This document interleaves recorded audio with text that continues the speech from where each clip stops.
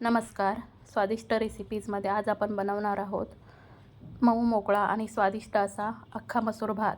खूप कमी साहित्यात आणि झटपट हा भात तयार होतो. चला तर मग त्यासाठी लागणारं साहित्य आणि कृती बघूया. या भातामध्ये कांद्याचं प्रमाण थोडं जास्तच ठेवावं. इथे मी 3 मध्यम आकाराचे कांदे बारीक चिरून घेतलेले आहेत. 7 ते 8 कढीपत्त्याची पानं घेतलेली आहेत. थोडंसं आलं आणि 3-4 लसणाच्या पाकळ्या किसून घेतलेल्या आहेत.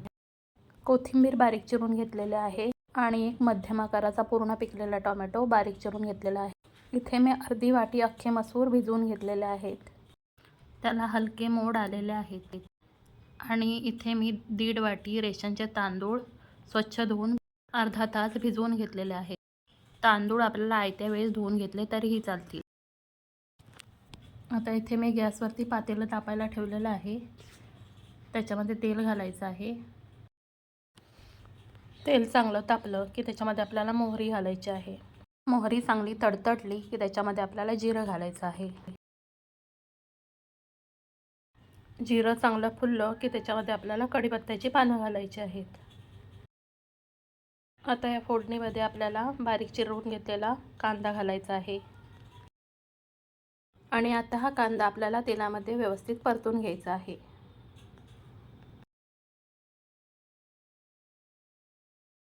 आता या कांद्यामध्ये थोडं मीठ घालायचं आहे म्हणजे कांदा लवकर मऊ होईल. मीठ घातल्यानंतर आपल्याला हा कांदा व्यवस्थित परतून घ्यायचा आहे. आता या कांद्यामध्येच आपल्याला किसलेलं आलं आणि लसूण घालायचं आहे आणि ते सुद्धा आपल्याला या कांद्यासोबत तेलामध्ये व्यवस्थित परतून घ्यायचं आहे. आता आपला कांदा बऱ्यापैकी मऊ झालेला आहे. आता याच्यामध्ये आपल्याला बारीक चिरलेला टोमॅटो घालायचा आहे आणि तो सुद्धा आपल्याला कांद्यासोबत व्यवस्थित मऊ होईपर्यंत परतून घ्यायचा आहे. आता आपल्याला याच्यामध्ये थोडी कोथिंबीर घालायची आहे आणि ती सुद्धा आपल्याला या कांदा टोमॅटोसोबत व्यवस्थित परतून घ्यायची आहे.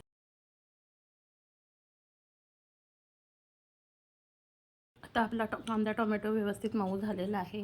आता याच्यामध्ये आपल्याला चवीनुसार तिखट मसाला,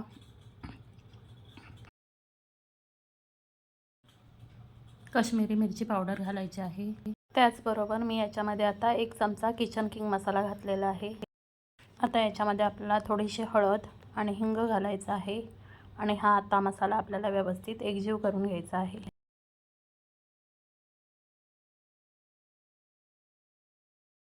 आता आपल्याला हे सगळे मसाले कांदा टोमॅटोसोबत व्यवस्थित परतून घ्यायचे आहेत.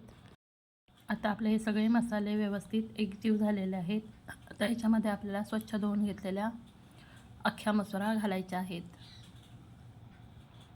ह्या अख्ख्या मसुरांना हलके मोड आलेले आहेत आणि ह्या अख्ख्या मसूर आता ह्या मसाल्यासोबत व्यवस्थित मिक्स करून घ्यायचे आहेत. आता या पातेल्यावरती एक झाकण ठेवायचं आहे आणि मंद गॅसवर याला एक वाफ काढून घ्यायची आहे. आता या पातेल्यावरचं झाकण काढायचं आहे आणि ही मसुरांची भाजी आपल्याला एकदा व्यवस्थित ढवळून घ्यायची आहे.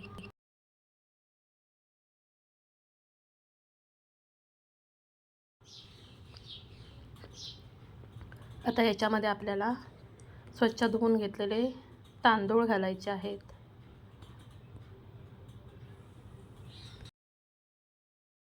आणि हे तांदूळ आपल्याला मसुराच्या भाजीसोबत व्यवस्थित मिक्स करून घ्यायचे आहेत.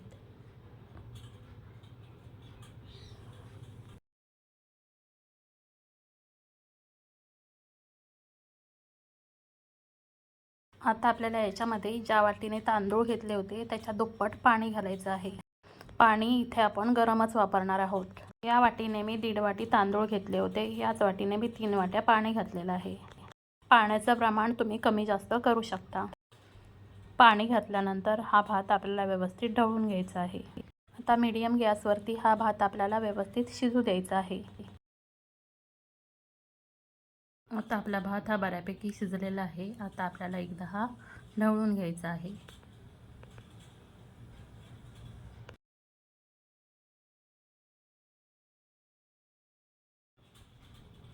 आता या भातामध्ये आपल्याला चवीनुसार मीठ घालायचं आहे.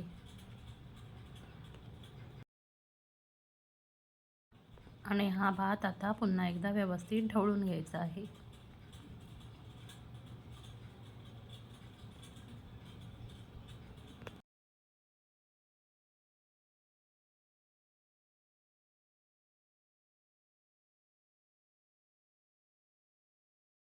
आता या भातामध्ये आपल्याला थोडी कोथिंबीर घालायची आहे आणि हलक्या हाताने हा भात आपल्याला व्यवस्थित ढवळून घ्यायचा आहे.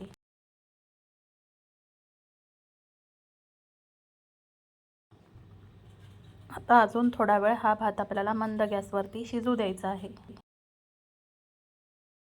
आता अजून 2 मिनटं झालेले आहेत आणि आता आपल्या भातातलं पाणी व्यवस्थित आटलेलं आहे. आता पुन्हा आपल्याला हा भात एकदा व्यवस्थित ढवळून घ्यायचा आहे. आता इथे मी एक लिंबाची फोड घेतलेली आहे आणि आता लिंबाचा रस मी ह्याच्यामध्ये पिळून घेणार आहे.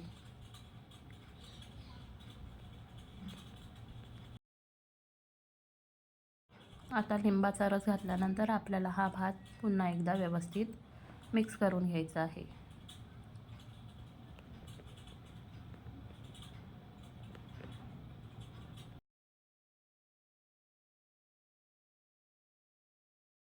आता मी या भातावरती 1 चमचा तूप घालून घेणार आहे. भातावर हे तूप व्यवस्थित पसरून घ्यायचं आहे. तूप घालणं ऐच्छिक आहे, तर तुम्हाला नको असेल तर नाही घातलं तरी चालेल. आणि याच्यावरती आता मी थोडी कोथिंबीर घालून घेणार आहे आणि आता याच्यावरती झाकण मारायचं आहे आणि या भाताला एक वाफ काढून घ्यायची आहे.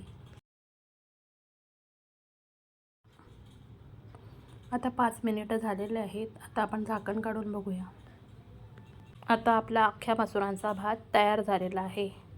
आता आपल्याला हा भात एकदा हलक्या हाताने व्यवस्थित ढवळून घ्यायचा आहे आणि आता याच्यावरती झाकण मारायचं आहे आणि गॅस बंद करून असाच 5 मिनिटं ठेवून द्यायचा आहे. कधी सगळा स्वयंपाक करायचा कंटाळा आला असेल तर आपण हा झटपट होणारा अख्ख्या मसुराचा भात करू शकतो.